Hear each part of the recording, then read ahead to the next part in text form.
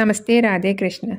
ഇന്ന് ഞാനിവിടെ പറയാൻ പോകുന്നത് നമ്മൾ കണ്ണന് എന്തെങ്കിലും നിവേദിക്കുമ്പോൾ നമ്മൾക്ക് അത് രുചിച്ച് നോക്കിയിട്ട് കണ്ണന് നിവേദിക്കാൻ പാടുണ്ടോ എന്നതിനെ കുറിച്ചിട്ടാണ് കേട്ടോ.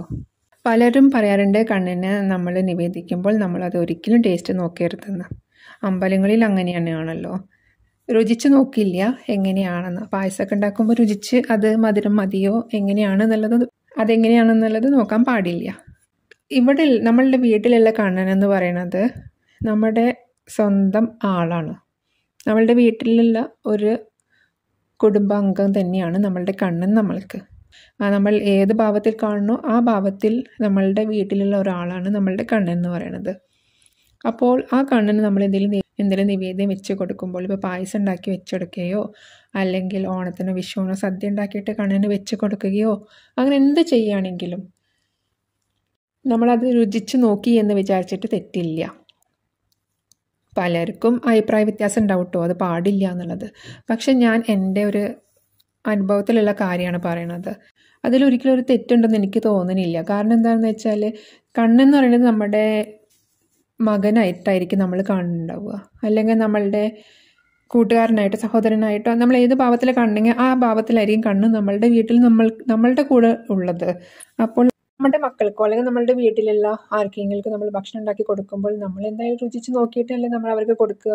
ഉപ്പ് പാകമാണോ, മധുരം പാകമാണോ, എരിവ് പാകമാണോ എന്നൊക്കെ നോക്കിയിട്ടല്ലേ നമ്മൾ അവർക്ക് ഭക്ഷണം കൊടുക്കുക. അത് നമ്മൾ ഉണ്ടാക്കുന്ന സമയത്ത് നമ്മൾ അതിന് ടേസ്റ്റ് നോക്കുമല്ലോ. എന്നുവെച്ചാൽ നമ്മൾ അവർക്ക് കൊടുക്കുമ്പോൾ നമ്മൾക്ക് നല്ല രീതിയിൽ കൊടുക്കണം എന്നുള്ളത് കൊണ്ടല്ലേ നമ്മൾ അത് രുചിച്ച് നോക്കണത്. അതിൽ തെറ്റുണ്ടോ? അതിൽ തെറ്റില്ലെങ്കിൽ പിന്നെ നമ്മളുടെ കണ്ണിന് എന്തെങ്കിലും വെച്ച് കൊടുക്കുമ്പോൾ നമ്മൾ ആ പായസത്തിനുള്ള മധുരം മതിയോ അതോ ഇനിയും കുറച്ചുകൂടി മധുരം ഇടണോ, അല്ലെങ്കിൽ നമ്മൾ കറികളൊക്കെ ഉണ്ടാക്കുമ്പോൾ അപ്പോൾ ഓണത്തിന് വിഷുവിനൊക്കെ കണ്ണന് നേദിച്ച് കൊടുക്കുന്ന പല ആൾക്കാരുണ്ട്. കണ്ണന് സദ്യ വെച്ച് കൊടുത്തിട്ട് അവർ സദ്യ കഴിക്കുന്ന ആൾക്കാരുണ്ട്. അപ്പോൾ അങ്ങനെയാണെങ്കിൽ കണ്ണന് അതൊക്കെ വെച്ച് കൊടുക്കുമ്പോൾ കറിയിൽ എങ്ങനെയുണ്ട്, ഉപ്പുണ്ടോ, മുളകുണ്ടോ, ഇതൊക്കെ മതിയോ, പാകമാണോ എന്നൊക്കെ നമ്മൾ നോക്കുന്നതിൽ ഒരു തെറ്റുമില്ല എന്നാണ് എൻ്റെ അഭിപ്രായമുള്ളത്. പക്ഷേ നമ്മൾ രുചിച്ച് നോക്കുമ്പോൾ നമ്മൾ ആ ഒരു സ്പൂണിൽ നേദ്യം നമ്മൾ എന്താണ് ഉണ്ടാക്കുന്നത് അത് കുറച്ചെടുത്തിട്ട് നമ്മളെ കയ്യിൽ ഉറ്റിച്ചിട്ട് ആ കയ്യിൽ നിന്ന് നമ്മൾക്ക് ടേസ്റ്റ് നോക്കിയിട്ട് നമ്മൾക്ക് ആ കൈ കഴുകിയിട്ട് പിന്നെ നമ്മൾക്ക് ബാക്കി എന്താ ചെയ്യാനുള്ളതെങ്കിൽ ചെയ്യാം. അല്ലാണ്ട് നമ്മൾ ആ സ്പൂണോട് രുചിച്ച് നോക്കിയിട്ട് ആ സ്പൂണ് തന്നെ തിരിച്ചതിലേക്ക് ഇടാൻ പാടില്ല. അത് മോശമാണ്. കാരണം നമ്മളുടെ എച്ചിലാണ് പിന്നെ കണ്ണിന് അത് പോകുന്നത്. അതുകൊണ്ട് അങ്ങനെ ചെയ്യരുത്. പക്ഷെ നമ്മൾക്ക് ആ നേദ്യത്തിനെ ബാധിക്കാത്ത രീതിയിൽ നമ്മൾക്ക് രുചിച്ച് നോക്കാം. എന്നുവെച്ചാൽ സ്പൂണിൽ നിന്ന് കുറച്ചെടുത്ത് നമ്മളുടെ കയ്യിൽ ഒറ്റിച്ച് ടേസ്റ്റ് നോക്കിയിട്ട് നമ്മൾക്ക് കൈ കഴുകിയിട്ട് നമ്മൾക്ക് ബാക്കി കണ്ണിന് അത് വെച്ച് കൊടുക്കുകയൊക്കെ ചെയ്യാം. എന്നുവെച്ചാൽ ആ നേദ്യത്തിന് അതൊരിക്കലും നമ്മൾ തിരിച്ച് സ്പർശിച്ചിട്ടില്ല, നമ്മളുടെ എച്ചിൽ അതിലോട്ടായിട്ടില്ല. അപ്പോൾ അങ്ങനെ നല്ല രീതിയിൽ നമ്മൾക്ക് ഒന്ന് രുചിച്ച് നോക്കിച്ചിട്ട് തെറ്റില്ല.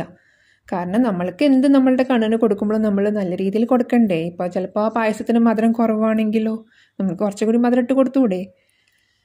ഇല്ലെങ്കിൽ സദ്യ ഉണ്ടാക്കുമ്പോൾ ആ കറികളിൽ ഉപ്പ് കുറവാണെങ്കിലോ അതങ്ങനെ തന്നെ കണ്ണൻ കഴിച്ചോട്ടെ എന്നാണോ നമ്മൾ പറയേണ്ടത്? അല്ലല്ലോ. എങ്ങനെയുണ്ട് നമ്മളിപ്പോൾ ഉണ്ടാക്കി നമ്മൾ രുചിച്ച് നോക്കാൻ പാടില്ല. എങ്ങനെയായാലും വേണ്ടില്ല, നമ്മൾ രുചിച്ച് നോക്കാൻ പാടില്ലല്ലോ എന്ന് വിചാരിച്ചിട്ട് അങ്ങനെ വെച്ച് കൊടുക്കുന്നേക്കാളും നല്ലത് നമ്മൾ രുചിച്ച് നോക്കി നല്ല രീതിയിലോട്ടാക്കിയിട്ട് കണ്ണൻ അത് വെച്ച് കൊടുക്കുകയല്ലേ. അതിൽ നമുക്ക് തെറ്റ് പറയാൻ പറ്റില്ലല്ലോ. കാരണം നമ്മുടെ വീട്ടിലുള്ള കണ്ണെന്ന് പറയുന്നത് നമ്മുടെ സ്വന്തം കുട്ടി തന്നെയാണ്. നമ്മുടെ മകനായിട്ടോ അല്ലെങ്കിൽ നമ്മുടെ സ്വന്തത്തിലുള്ള ഏതെങ്കിലും ഒരു ഭാവത്തിലായിരിക്കും നമ്മൾ കാണുന്നുണ്ടാവുക. അപ്പം അങ്ങനെയുള്ള ഒരാൾക്ക് നല്ലത് വെച്ച് കൊടുക്കണം എന്നല്ലേ നമ്മൾക്ക് ആഗ്രഹം ഉണ്ടാവുക. അപ്പം അതിലൊരു തെറ്റും പറയാൻ പറ്റില്ല. പക്ഷെ അമ്പലങ്ങളിൽ നിന്നൊക്കെ പറയണത്, അവിടുത്തെ ചൈതന്യം എന്ന് പറയണത് അത് വ്യത്യാസമാണ്. നമ്മളുടെ വീട്ടിലുള്ള ഭാവമല്ല അമ്പലങ്ങളിൽ ഉണ്ടാവുന്നത്. അതുകൊണ്ട് അമ്പലങ്ങളിൽ ആ ചിട്ടകൾ വേണ്ടി വരുമായിരിക്കും. പക്ഷെ നമ്മുടെ ഇവിടുത്തെ കണ്ണെന്ന് പറയുന്നത്, നമ്മളുടെ വീട്ടിലെ സ്വന്തം കണ്ണെന്ന് പറയുന്നത് നമ്മളുടെ കൂടെയുള്ള ഒരാൾ തന്നെയാണ്. അവിടെ ചിട്ടകളൊന്നും ഇല്ല കേട്ടോ. നമ്മുടെ കണ്ണിൻ്റെ അടുത്ത് ഒരു ചിട്ടകളും വേണ്ട. എങ്ങനെ വേണമെങ്കിലും നമുക്ക് പ്രാർത്ഥിക്കാം. നമുക്ക് ദേഷ്യം പെടുകയോ ചീത്ത പറയുകയോ നമ്മൾക്ക് പരിഭവം പറയുകയോ എന്ത് വേണമെങ്കിലും ചെയ്യുക, ഒരു പ്രശ്നവും ഇല്ല. കാരണം നമ്മുടെ സ്വന്തം ആളാണ്. നമ്മുടെ സ്വന്തക്കാരോട് നമ്മൾക്ക് അത്ര ഇഷ്ടമുള്ള ആൾക്കാരോട് നമ്മൾ എന്തൊക്കെ പറയും? അവരുടെ അടുത്തിൽ നമ്മൾക്ക് സ്വാതന്ത്ര്യത്തോട് കൂടിയിട്ട് നമുക്ക് എന്തും പറയാൻ പറ്റുള്ളൂ. ആ സ്വാതന്ത്ര്യം നമ്മൾ അവരുടെ അടുത്ത് എടുക്കില്ലേ? അതുപോലെ തന്നെയാണ് കണ്ണൻ്റെ അടുത്തും. നമ്മൾക്ക് എന്ത് പറയാനുള്ള സ്വാതന്ത്ര്യം കണ്ണൻ നമുക്ക് തന്നിട്ടുണ്ട്. അതിലൊന്നും ഒരു തെറ്റുമില്ല. നമ്മളിപ്പോൾ എന്ത് പറഞ്ഞാലും കണ്ണൻ അതൊരു പ്രശ്നവുമില്ല. കണ്ണൻ അത് കേൾക്കും. കണ്ണനറിയാം, നമ്മളെ മനസ്സിലാക്കാൻ നമ്മളുടെ കണ്ണനല്ലാണ്ട് വേറെ ആർക്കാ പറ്റുക? ഒരാൾക്കും പറ്റില്ല. നമ്മളെ കണ്ണൻ നമ്മളെ മനസ്സിലാക്കാൻ അത്രത്തോളം ഒരാൾക്കും നമ്മളെ മനസ്സിലാക്കാൻ പറ്റില്ല. ഈ നമ്മൾക്കടക്കം പറ്റില്ല നമ്മളെ മനസ്സിലാക്കാൻ, കണ്ണൻ മനസ്സിലാക്കുന്നിടത്തോളം. പലപ്പോഴും നമ്മളുടെ മനസ്സിൽ എന്തെങ്കിലും ചിന്തകൾ വരുമ്പോൾ നമ്മൾ തന്നെ വിചാരിക്കും എന്തിനാ ഇപ്പോൾ ഈ ചിന്ത വന്നതെന്ന്. പക്ഷെ നമ്മുടെ കണ്ണനറിയാം എന്തിനാണ് നമ്മളുടെ മനസ്സിൽ ആ ചിന്ത വന്നതെന്ന്. അതുകൊണ്ട് നമ്മൾക്ക് പോലും നമ്മളെ ചിലപ്പോൾ മനസ്സിലാക്കാൻ പറ്റിയെന്ന് വരില്ല. പക്ഷെ കണ്ണൻ എന്ന് പറയുന്നിട്ടുണ്ടല്ലോ, എല്ലാം അറിയാം. നമ്മളെക്കുറിച്ച് എല്ലാം അറിയാം. നമ്മൾക്ക് ഈ ജന്മത്തിൽ നമ്മളെക്കുറിച്ച് മാത്രമേ അറിയത്തുള്ളൂ. പക്ഷെ നമ്മുടെ കഴിഞ്ഞ ജന്മത്തിൽ നമ്മൾ ആരായിരുന്നു, നമ്മൾ എന്തൊക്കെ തെറ്റ് ചെയ്തു, നമ്മൾ എന്തൊക്കെ നല്ലത് ചെയ്തു, എന്തെങ്കിലും നമുക്ക് അറിയില്ല. പക്ഷെ നമ്മളുടെ എല്ലാ കാര്യങ്ങളും, എല്ലാ ജന്മാന്തരങ്ങളിലെ എല്ലാ കാര്യങ്ങളും അറിയുന്ന ഒരാളാണ് നമ്മുടെ കണ്ണൻ. അതുകൊണ്ട് നമ്മൾക്ക് നമ്മുടെ കണ്ണൻ്റെ അടുത്ത് പൂർണ്ണ സ്വാതന്ത്ര്യമുണ്ട്. എന്ത് പറയാനും എന്ത് പരിഭവം പറയാനും. കണ്ണനായിട്ട് പിണങ്ങുന്ന പോലെ ഒരു ദൈവത്തിനായിട്ട് ആരും പിണങ്ങുണ്ടാവില്ല. കണ്ണനായിട്ട് പരിഭവിക്കുന്ന പോലെ ഒരു ദൈവത്തിനായിട്ട് വേറെ ഒരാളും പരിഭവിക്കുന്നുണ്ടാവില്ല. കാരണം മൂപ്പരെന്ന് പറഞ്ഞിട്ടുണ്ടെങ്കിൽ അങ്ങനത്തെ ഒരു പ്രത്യേക ഒരു തരത്തിലൊരാളാണ്. അതുകൊണ്ട് തന്നെ നമ്മളുടെ വീട്ടിലെ കണ്ണെന്ന് പറയുന്നത് നമ്മളുടെ സ്വന്തം ഒരാൾ തന്നെയാണ്. നമ്മളുടെ സ്വന്തമായിട്ട് നമ്മൾ കാണുന്ന ഒരാൾ തന്നെയാണ്. അതുകൊണ്ട് നമ്മൾ എന്ത് നേദ്യം വെക്കുമ്പോഴും അത് നല്ല രീതിയിലാക്കിയിട്ട് നമ്മൾക്ക് കണ്ണന് കൊടുക്കുക. എന്ന് വെച്ചിട്ട് നമ്മൾ എച്ചിൽ കയ്പ്പിക്കാൻ പാടില്ല. നമ്മൾക്ക് കയ്യിൽ ഒഴിച്ചിട്ട് ആ ടേസ്റ്റ് നോക്കിയിട്ട് നമ്മൾക്ക് കൈ കഴുകിയിട്ട് നേദിച്ചു കൊടുക്കാം. അതിലൊരു പ്രശ്നമുണ്ടെന്ന് എനിക്ക് തോന്നുന്നില്ല. കാരണം നമ്മൾ കണ്ണിനായിട്ട് അത്രയും അടുത്ത് കഴിഞ്ഞിട്ടുണ്ടെങ്കിൽ ഇതൊന്നും ഒരു വിഷയമേ അല്ല. കണ്ണിന് അതിലൊന്നും ഒരു പ്രശ്നവുമില്ല. കണ്ണിനായിട്ട് അത്രയും അടുപ്പമില്ലാത്ത ആൾക്കാർക്കാണ് അയ്യോ ഇത് ചെയ്യാൻ പാടോ, ഇത് ചിട്ടയല്ലല്ലോ, ഇങ്ങനെ ചെയ്യരുതല്ലോ, ഇങ്ങനെ ചെയ്യാൻ പാടില്ല എന്നുള്ളതാണല്ലോ ചിട്ട, അങ്ങനെ ചെയ്യരുത്, ഇങ്ങനെ ചെയ്യരുത്, മറ്റേത് മറിച്ചെന്നൊക്കെ പറയും. കാരണം അവർ കണ്ണനെ കാണുന്നത് ദൈവമായിട്ടാണ്. പക്ഷെ നമ്മൾ കണ്ണിനായിട്ട് അടുത്ത് കഴിഞ്ഞിട്ടുണ്ടെങ്കിൽ, നമ്മളുടെ മകനായിട്ട് നമ്മൾ കണ്ണനെ കണ്ടു കഴിഞ്ഞിട്ടുണ്ടെങ്കിൽ, നമ്മളുടെ മകന് നമ്മൾ ഉപ്പോ പുളിയില്ലാത്തതൊക്കെ ഉണ്ടാക്കി കൊടുക്കുമോ? അത് ഇങ്ങനെ വേണ്ടില്ല ആയിക്കോട്ടെ, രുചിച്ച് നോക്കാൻ പാടില്ലല്ലോ എന്ന് വിചാരിച്ച് നമ്മൾ കൊടുക്കുമോ? ഇല്ല. നമ്മളത് രുചിച്ച് നല്ല രീതിയിലാക്കിയിട്ട് അവരുടെ ഇഷ്ടത്തിനനുസരിച്ച് ആക്കിയിട്ടല്ലേ നമ്മൾ കൊടുക്കുള്ളൂ. അപ്പോൾ അതുപോലെ തന്നെയല്ലേ നമ്മുടെ കണ്ണൻ. അവിടെ എന്ത് ചിട്ടകളാണ് വേണ്ടത്? ഒരു ചിട്ടയും വേണ്ട.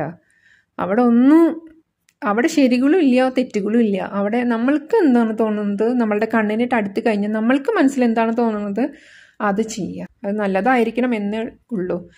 അല്ലാണ്ട് നമ്മൾ ചെയ്യാൻ പാടില്ലാത്ത കാര്യങ്ങളൊന്നും ചെയ്യരുത്. നമ്മൾക്ക് നല്ലത് എന്താണോ തോന്നുന്നത്, ഇത് ചെയ്താൽ കുഴപ്പമില്ല എന്ന് തോന്നുകയാണെങ്കിൽ നമ്മൾക്ക് ചെയ്യാം. അതിലൊരു പ്രശ്നമില്ല. കാരണം കണ്ണനായിട്ട് ചിലപ്പോൾ തോന്നിക്കുന്നതായിരിക്കും അത്. എനിക്ക് പ്രശ്നമില്ല, നീ ചെയ്തോളൂ എന്ന് കണ്ണൻ തോന്നിപ്പിക്കുന്നതായിരിക്കും. ഇപ്പം കണ്ണൻ എങ്ങനെയായിരുന്നു സുധാമാവ് കൊണ്ടുവന്ന അവിയില്ലേ, മുഴുവൻ കല്ലും ഒക്കെ ഉണ്ടായിരുന്നു അതില്ലേ. എന്നിട്ടും മൂപ്പര് എത്ര സ്നേഹത്തോട് കൂടിയിട്ടാണ് അത് വാരി കഴിച്ചത്. കാരണം എന്താ, സുധാമാവ് കൊണ്ടുവന്നതാണത്. അതിന് മൂപ്പര് ആരാണോ എന്ത് ഭാവത്തോട് കൂടിയിട്ടാണോ തന്നത് എന്നത് മാത്രമേ അവിടെ കണ്ണൻ നോക്കണുള്ളൂ. സുധാമാവ് അത്രയും സ്നേഹത്തോടും ഭക്തിയോടും കൂടി കൊണ്ടുവന്നതാണ്. അപ്പം ആ ഒരു അവിയലിന് അത്രയും രുചി മൂപ്പര് കാണുന്നുണ്ട്. കാരണം ആ ഒരു മനസ്സിൻ്റെ ഭാവം മാത്രമാണ് അവിടെ കണ്ണൻ നോക്കുന്നത്. അല്ലാണ്ട് തന്ന സാധനത്തിന് എങ്ങനെയാണ്, അതിന് ടേസ്റ്റ് ഉണ്ടോ എന്നുള്ളതല്ല നോക്കുന്നത്. അപ്പോൾ കണ്ണൻ അവിടെ വേണ്ടത്, കണ്ണന് നമ്മൾ മനസ്സ് എങ്ങനെയാണോ, നമ്മൾ ഇപ്പം നേദിച്ചു കൊടുക്കുമ്പോൾ നമ്മളുടെ മനസ്സിൽ എന്താണോ തോന്നുന്നത്, നമ്മൾ എത്ര സ്നേഹത്തോട് കൂടിയിട്ടാണോ കണ്ണന് കൊടുക്കുന്നത്, ആ ഒരു സ്നേഹം മാത്രമേ കണ്ണൻ അളക്കുന്നുള്ളൂ. അല്ലാണ്ട് വേറെ ഒന്നും കണ്ണന് പ്രശ്നമല്ല. അതുപോലെ തന്നെയാണ് ഇപ്പോൾ കണ്ണൻ കുട്ടിയായിരിക്കുമ്പോൾ ഈ വെണ്ണ കട്ട് തിന്നുമ്പോഴും പാല് കട്ട് കുടിക്കുമ്പോഴും കണ്ണൻ്റെ കൂടെ ബാക്കിയുള്ള എല്ലാ ഗോപന്മാരും ഉണ്ടായിരുന്നു, എല്ലാ കുട്ടികളും ഉണ്ടായിരുന്നു. ആ കുട്ടികളൊക്കെ എല്ലാവരും കൂടി ഒന്നിച്ചല്ലേ ഇങ്ങനെ വെണ്ണ കട്ട് തിന്നുണ്ടായിരുന്നത്. അപ്പോൾ അവിടെ കണ്ണന് എച്ചിലുണ്ടായിരുന്നോ? കണ്ണനായി അവർ തൊട്ടൊക്കെ സാധനമാണ്, ഞാൻ കഴിക്കാൻ പാടില്ല, അങ്ങനെ എന്തെങ്കിലും ഉണ്ടായിരുന്നോ? ഇല്ല. എല്ലാവരും ഒന്നിച്ചായിരുന്നു പാല് കട്ട് കുടിച്ചതും വെണ്ണ കട്ട് കഴിച്ചതും ഓരോന്ന് കുറുമ്പ് കാണിച്ചതും ഒക്കെ എല്ലാവരും ഒന്നിച്ചായിരുന്നു. അവിടെ കണ്ണൻ നോക്കുന്നത് ആ കൂടെയുള്ള ആ കണ്ണൻ്റെ കൂട്ടുകാരുടെ മനസ്സും സ്നേഹമാണ് അവിടെ കണ്ണൻ നോക്കിയത്. അല്ലാണ്ട് ഒരിക്കലും ഞാൻ ദൈവമാണ്, ഞാനിവരുടെ കൂടെ ഒന്ന് കൂട്ടുകൂടില്ല, ഞാനൊന്നും വൃത്തിയില്ലാത്ത കഴിക്കില്ല, അങ്ങനൊന്നും ഉപരം വിചാരിച്ചിട്ടില്ലല്ലോ. അപ്പോൾ അവിടെ നമ്മൾ മനസ്സുകൊണ്ട് എങ്ങനെയാണ് ചെയ്യുന്നത്, കണ്ണനെ നമ്മൾ മകനായിട്ട് കാണുന്നത്. അതുകൊണ്ട് എനിക്ക് എൻ്റെ മകന് നല്ല രീതിയിൽ പായസം ഉണ്ടാക്കി കൊടുക്കണം, അല്ലെങ്കിൽ നല്ല രീതിയിൽ സദ്യ ഉണ്ടാക്കി കൊടുക്കണം എന്നുള്ള ഭാവമാണോ നമ്മൾക്ക് അവിടെ ഉണ്ടാവുന്നത്? എങ്കിൽ പിന്നെ നമ്മളൊന്നും ചെയ്താലും തെറ്റില്ല. അല്ലെങ്കിൽ എൻ്റെ കാമുകനായിട്ടാണ് കാണുന്നത് ഞാൻ എൻ്റെ കണ്ണിന് നല്ല ഭക്ഷണം ഉണ്ടാക്കി കൊടുക്കണം എനിക്ക്, അല്ലെങ്കിൽ നല്ല മധുരമുള്ള പായസം ഉണ്ടാക്കി കൊടുക്കണം എന്നൊക്കെ നമ്മൾ വിചാരിച്ചിട്ട് ചെയ്ത് നോക്കൂ. കണ്ണന് അതൊന്നും ഒരു പ്രശ്നമേ അല്ല. എന്ത് ഉണ്ടാക്കി എന്നുള്ളതിലല്ല കാര്യം, എങ്ങനത്തെ ഭാവത്തോടു കൂടി എത്രത്തോളം സ്നേഹത്തോട് കൂടിയിട്ടാണോ തന്നത് എന്നത് മാത്രമേ അവിടെ കണ്ണൻ നോക്കണുള്ളൂ. അല്ലാണ്ട് നമ്മളിപ്പോൾ നേദിച്ച് കൊടുക്കുമ്പോൾ അത് നല്ല രീതിയിലാക്കാൻ വേണ്ടിയിട്ട് നമ്മളൊന്ന് ടേസ്റ്റ് നോക്കി വെച്ചിട്ട് അതിൽ പ്രശ്നമില്ല. പക്ഷേ ആ നേദ്യം മെച്ചിലാക്കാണ്ടിരുന്നാൽ മാത്രം മതി. കണ്ണൻ നമ്മുടെ മകൻ തന്നെയാണ്, എല്ലാം ശരി തന്നെയാണ്. നമ്മളുടെ മക്കൾക്ക് നമ്മൾ കൊടുക്കുമ്പോൾ നമ്മളും വാരി കഴിക്കും, നമ്മുടെ മക്കൾക്കും കൊടുക്കും. പക്ഷേ ഇവിടെ എന്ന് പറയുന്നത് കണ്ണൻ നമ്മുടെ മകൻ തന്നെയാണ്, ശരി തന്നെയാണ്. പക്ഷേ അവിടെ കുറച്ചൊരു സ്ഥാനം കൂടുതൽ നമ്മൾ കണ്ണന് കൊടുക്കണ്ടല്ലോ. അങ്ങനത്തെ ഒരു ആളല്ലേ, അപ്പം നമ്മൾ എച്ചിൽ കൊടുക്കരുത്, അത്രയേ ഉള്ളൂ. അല്ലാണ്ട് നമ്മളൊന്ന് ടേസ്റ്റ് നോക്കി ഒന്ന് നന്നാക്കി കൊടുത്തു വെച്ചിട്ട് അതിൽ ഒരു പ്രശ്നമില്ല എന്നാണ് എൻ്റെ അഭിപ്രായം ഉള്ളത് കേട്ടോ. ഇപ്പോൾ ശബരീൻ്റെ കഥ കേട്ടിട്ടില്ലേ? ശ്രീരാമനും ലക്ഷ്മണനും കാട്ടിൽ സീതാദേവിനെ അന്വേഷിച്ച് നടക്കുമ്പോൾ ശബരീൻ്റെ കുടിലിൽ കയറിയിട്ടുണ്ടായിരുന്നു ശബരീനെ കാണാൻ വേണ്ടിയിട്ട്. കാരണം ശബരി വഴിയാണ് ഇനി മുന്നോട്ടുള്ള യാത്ര എങ്ങോട്ട് വേണമെന്ന് തീരുമാനിക്കാൻ വേണ്ടിയിട്ട്. അപ്പോഴാണ് ശബരിയാണെങ്കിലോ വർഷങ്ങളായിട്ട് ശ്രീരാമ വരുന്നതും കാത്തിരിക്കുകയായിരുന്നു. ശബരി എന്ന് പറയുന്നത് ആരാ? വലിയ ബ്രാഹ്മണ സ്ത്രീയോ അല്ലെങ്കിൽ വലിയ പൂജകൾ അറിയുന്ന ആളോ ഒന്നും അല്ലായിരുന്നു. ശബരി എന്ന് പറയുന്നത് ഒരു നിഷാദ വർഗത്തിൽപ്പെട്ടതാണ്. എന്നുവെച്ചാൽ വനവാസി, ആ ഗോത്രത്തിൽപ്പെട്ട ഒരാളായിരുന്നു ശബരി എന്ന് പറയുന്നത്. മതംഗ മഹർഷി തൻ്റെ ശിഷ്യരുടെ ഒപ്പം അവിടെ വനത്തിൽ കഴിയുന്ന സമയത്താണ് ശബരി ഇവരെ കാണുന്നത്. അപ്പോൾ ശബരിക്കാണെങ്കിൽ ഇങ്ങനെ ഈ ഒരു ആത്മീയമായ കാര്യങ്ങളിലോട്ട് കടക്കാൻ താല്പര്യമുള്ളത് കൊണ്ട് ശബരി എല്ലാ ദിവസവും രാവിലെ മുറ്റമടിച്ചിടും. പിന്നെ മഹർഷി പോകുന്ന വഴിയിലൊക്കെ അടിച്ച് കല്ലൊക്കെ നീക്കി ഇടും. മഹർഷി സ്നാനം ചെയ്യാൻ പോകുന്ന എല്ലാ വഴിയിലും അവിടെ എല്ലാം വൃത്തിയാക്കി ഇടായിരുന്നു. അപ്പോൾ മഹർഷി ഇങ്ങനെ ശ്രദ്ധിച്ചു, ഇതെന്താ എപ്പോഴും ഇതിങ്ങനെ വൃത്തിയാക്കി എടുക്കണമെന്ന്. അങ്ങനെയാണ് ശബരി അത് ചെയ്യണമെന്ന് മഹർഷിക്ക് മനസ്സിലാവുന്നത്. പിന്നെ മഹർഷി എന്നിട്ട് ശബരീനെയും കൂടെ കൂട്ടും, ശബരിക്കും നല്ല കാര്യങ്ങളൊക്കെ പറഞ്ഞു കൊടുക്കും. എന്നിട്ട് അവിടെ നിന്ന് വിട്ടു പോകുമ്പോൾ ശബരിനോട് പറയും, നീ ഈ കുടിലിൽ തന്നെ ഇരുന്നാൽ മതി, നിനക്ക് ശ്രീരാമ ദർശനം ഉണ്ടാകുന്ന സമയത്ത് നിനക്ക് മോക്ഷം കിട്ടുമെന്ന് പറയും. അങ്ങനെയാണ് തൻ്റെ ഗുരുവിൻ്റെ വാക്കുകൾ അനുസരിച്ചിട്ടാണ് ശബരി എല്ലാ ദിവസവും ശ്രീരാമൻ എന്നാ വരിക എന്ന് വിചാരിച്ചിട്ട് ഫലങ്ങളൊക്കെ ഇങ്ങനെ ശേഖരിച്ച് വെക്കുമായിരുന്നു. എല്ലാ വീടൊക്കെ വൃത്തിയാക്കി ഫലങ്ങളൊക്കെ ഇങ്ങനെ ശേഖരിച്ച് വെക്കും. ശ്രീരാമൻ വന്നിട്ടുണ്ടെങ്കിൽ കൊടുക്കണമല്ലോ എന്ന് ഓർത്തിട്ട്. അങ്ങനെയാണ് ശ്രീരാമനും ലക്ഷ്മണനും അങ്ങോട്ട് വരുന്നത്. അപ്പോൾ ശബരിയാണെങ്കിൽ ഫലങ്ങളൊക്കെ അന്നും എടുത്തു വെച്ചിട്ടുണ്ടായിരുന്നു. അപ്പോൾ ശ്രീരാമൻ വന്നപ്പോൾ ശ്രീരാമനെ കണ്ടിട്ട് ഭയങ്കര സന്തോഷം, സങ്കടം, വിഷമം എല്ലാം കൂടിയിട്ട് ഭയങ്കര ഭക്തിയുള്ളൊരു ഭാവമായിരുന്നു ശബരിക്ക് ഉണ്ടായിരുന്നത്. ഭയങ്കര സ്നേഹം ഭക്തിയൊക്കെ ആയിരുന്നു.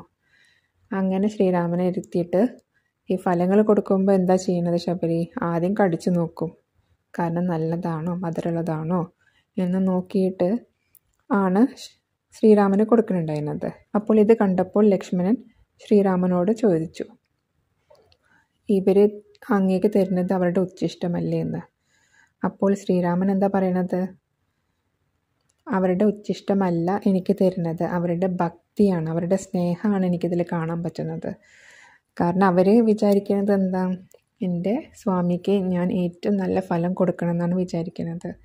അതിൽ കേടുണ്ടാവാൻ പാടില്ല, അത് മധുരമല്ലാത്തതാവാൻ പാടില്ല, നല്ല മധുരമുള്ളതായിരിക്കണം എന്നൊക്കെ പരിശോധിച്ചിട്ടാണ് കൊടുക്കുന്നത്. അപ്പോൾ ശ്രീരാമൻ അവിടെ കാണാൻ പറ്റുന്നത് ഉച്ഛിഷ്ടമാണ് എന്നുള്ളതല്ല കാണാൻ പറ്റുന്നത്. പകരം ആ ശബരീൻ്റെ ഭക്തിയാണ് ശ്രീരാമൻ അവിടെ കാണാൻ പറ്റുന്നത്. അതുകൊണ്ടാണ് ശ്രീരാമൻ ഭയങ്കര സന്തോഷത്തോടും സ്നേഹത്തോടും കൂടിയിട്ട് ആ ഫലങ്ങളൊക്കെ കഴിച്ചത്. അപ്പോൾ ഇവിടെയും നമ്മൾക്ക് കാണാം, കാരണം ശബരി എന്ന് പറയുന്നത് നല്ല താഴ്ന്ന ജാതിയിലുള്ള ആളായിരുന്നു. വലിയ മന്ത്രങ്ങളോ പൂജകളൊന്നും പഠിച്ച ആളല്ല. പക്ഷെ അവിടെ സ്നേഹം എന്ന് പറഞ്ഞൊരു ഭാവമുണ്ട് കണ്ണനോട്, ശ്രീരാമനോട്. അപ്പോൾ ഇവിടെ നമ്മൾക്ക് കാണാൻ പറ്റുന്നത് എന്താ, ഏത് ഭാവത്തോടു കൂടി നമ്മൾ കൊടുക്കുന്നോ ആ ഒരു ഭാവത്തോടു കൂടിയിട്ട് തന്നെ ദൈവം അത് സ്വീകരിക്കും എന്നുള്ളതാണ്. അപ്പോൾ നമ്മുടെ ഗോപികോപന്മാർക്ക് എന്താണ് അഭിപ്രായമെങ്കിൽ പറയാട്ടോ, കമൻറ്റ് ചെയ്യാട്ടോ. എങ്ങനെയാണ് നിങ്ങൾക്കും നിങ്ങളുടെ മനസ്സിൽ എന്താണ് തോന്നുന്നത് എന്ന് കമൻറ്റ് ചെയ്യാട്ടോ. അപ്പോൾ ഇനി അടുത്ത പ്രാവശ്യം കാണുന്നവരെ രാധേ കൃഷ്ണ.